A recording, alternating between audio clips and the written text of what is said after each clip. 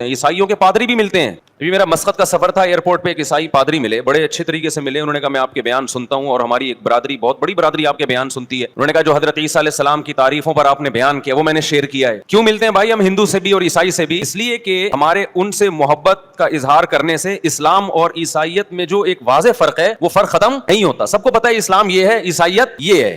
वमन शाअ फलयुमिन वमन शाअ फलयकफुर। कादियानियों ने नया मजहब ईजाद किया और इतना बड़ा बहतान मोहम्मद सल्लल्लाहु अलैहि वसल्लम पे लगाया कि मिर्जा गुलाम अहमद कादियानी हिंदुस्तान में पैदा होने वाला वो मोहम्मद सल्लल्लाहु अलैहि वसल्लम का जानशीन है। नबूवत में इतना बड़ा इल्जाम लगा दिया, उठा के पैगंबर के खाते में डाल दिया आपने एक शख्स को, झूठे को, और फिर आप उसको ऐने इस्लाम करार दे रहे हो। जब हम किसी को नबी मान लेते हैं इसका मतलब वो दिन को रात कहे तो आपको रात कहना पड़ता है, वो रात को दिन कहे तो आपको दिन मानना पड़ता है। नबी की जबान से निकले हुए लफ्ज आपकी समझ में आए ना आए आपको हां करनी है।